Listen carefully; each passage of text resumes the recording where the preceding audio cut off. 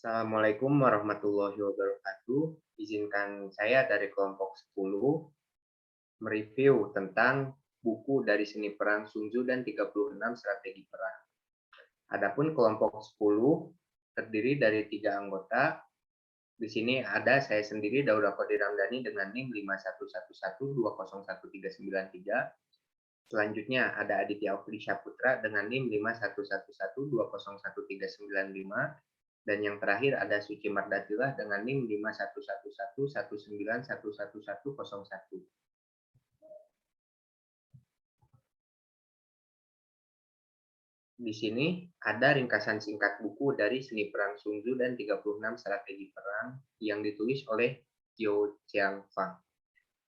Nah, Sun Tzu adalah seseorang yang terlahir miskin, yang tidak mempunyai tanah dan bekerja sebagai tentara bayaran.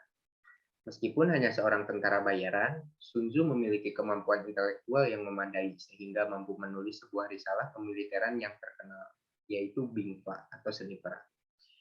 Di dalamnya berisi tentang ide perang yang dapat menarik perhatian Raja Helu dan dari Wu. Kemudian Raja Helu memintanya untuk memimpin angkatan bersenjata kerajaan Wu sampai terkenal sehingga menjadi jenderal yang hidup di abad ke-5 sebelum Masehi di Cina dan mengajarkan strategi perang seperti yang ditulis dalam bukunya yang suatu saat Sun Tzu juga dikenal sebagai ahli strategi dan filsuf yang meletakkan dasar-dasar filsafat militer. Di sini ada kepemimpinan delegasi. Gaya kepemimpinan delegasi yaitu pemimpin lebih sering terlihat sedang berada di kursi belakang dari tim kerja yang dibentuk olehnya, baik dalam menyelesaikan pekerjaan maupun dalam pengambilan sebuah keputusan. Ada kelebihan dari kepemimpinan delegasi. Yang pertama, tidak perlu mengurusi hal kecil, selanjutnya menonjolkan keahlian tim kerja, dan dapat memanfaatkan keahlian tim untuk mengurangi kekurangan setiap individu. Adapun kekurangan dari kepemimpinan delegasi yaitu hilangnya kendali, dipandang tidak kompeten, dan sering terjebak di posisi yang canggung. Selanjutnya, ada kepemimpinan otokrasi. Gaya kepemimpinan otokrasi yaitu di mana seorang pemimpin memiliki kendali penuh untuk menentukan segala sesuatu dalam perusahaan sehingga kepemimpinan otokratis hampir mirip dengan gaya kepemimpinan otoriter. Nah, adapun ciri-ciri pemimpin otokratis yaitu membatasi kreativitas bawahan, ada sistem imbalan dan ganjaran, dan pemimpin mengambil semua keputusan. Untuk kelebihan kepemimpinan otokratis yaitu proses kerja lebih efisien, target terfokus, dan komunikasi jelas. Nah, untuk kekurangan dari kepemimpinan otokratis sendiri, yang pertama berpotensi mematikan pemikiran kreatif dan peluang inovasi, memunculkan budaya dengan kerjakan saja yang penting selesai.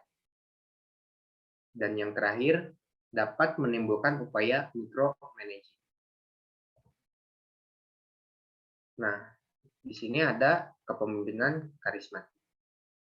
Kepemimpinan karismatik yaitu gaya kepemimpinan yang menonjolkan karisma untuk menarik dan menginspirasi pengabdian oleh orang lain.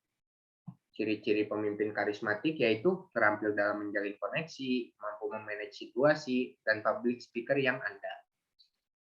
Kelebihan dari pemimpin karismatik yaitu terampil dalam menjalin koneksi, mampu memanage situasi, dan sebagai public speaker andal. Adapun sebagai kekurangannya, salah fokus, merasa diagungkan, dan organisasi terlalu bergantung kepada pemimpin. Nah, selanjutnya ada kepemimpinan partisipatif. Gaya kepemimpinan partisipatif di mana semua individu memiliki kekuasaan setara dalam proses pengambilan keputusan bersama, terlepas dari jabatan dan pangkat. Untuk ciri-ciri pemimpin partisipatif, yaitu menumbuhkan kepercayaan, menekankan moralitas dan nilai-nilai, dan membuka budaya diskusi yang terbuka serta jujur. Kelebihan dari kepemimpinan partisipatif yaitu melahirkan tenaga yang kreatif, menciptakan tim yang kuat, dan meningkatkan loyalitas karyawan. Adapun untuk kekurangan kepemimpinan partisipatif yaitu pengambilan keputusan yang lambat, tidak cocok ketika terjadi krisis, dan konflik dapat datang dari anggota yang tidak didengar pendapatnya. Nah, selanjutnya akan ada pemaparan dari Saudara Aditya. Pada Saudara Aditya, saya persilahkan. Baik, terima kasih. Saya menjelaskan gaya kepemimpinan delegasi. Gaya kepemimpinan delegasi Sun Tzu. Gaya kepemimpinan delegasi Sun Tzu sebagai contoh dapat dilihat ketika Sun Tzu mengatakan bahwa dalam sebuah perang, jenderal mendapat perintah untuk merekrut dan mengumpulkan pasukannya, serta memobilisasi kekuatannya pada halaman 51. Selanjutnya,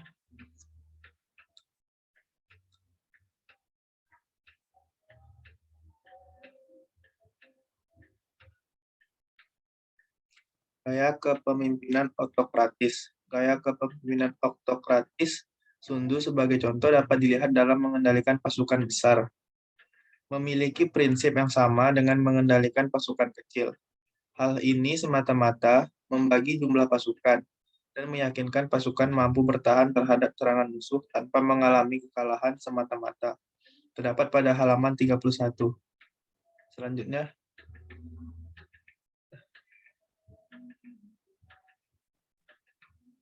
Selanjutnya itu ada gaya kepemimpinan karismatik. Gaya kepemimpinan karismatik Sun Tzu sebagai contoh dapat dilihat ketika hukum moral mengacu pada tindakan dan kebijakan yang menyatukan rakyat dengan penguasanya, sehingga mereka bisa patuh kepada para pemimpin mereka dan hidup secara selaras, sehingga mereka siap hidup bersama dan mati tanpa merasa takut terhadap bahaya. Terdapat pada halaman 12. Selanjutnya yaitu ada gaya kepemimpinan partisipatif. Gaya kepemimpinan partisipatif Sun Tzu sebagai contoh dapat dilihat saat Sun Tzu mengatakan bahwa dalam perang, seorang jenderal mendapat perintah dari penguasa. Setelah mengumpulkan prajurit dan menyatukan kekuatannya, dia harus menyelaraskan dan mengharmonisasikan elemen-elemen yang berbeda, serta membangkitkan rasa persaudaraan dan solidaritas sebelum semuanya menempati kemah atau barak. Setelah itu, barulah dia membuat taktik manuver. Dan satu hal yang paling sulit dalam merancang taktik bermanuver adalah mewujudkan pikiran menjadi perintah dan mengubah ketidakberuntungan menjadi keberhasilan atau kemenangan. Terdapat pada halaman 35.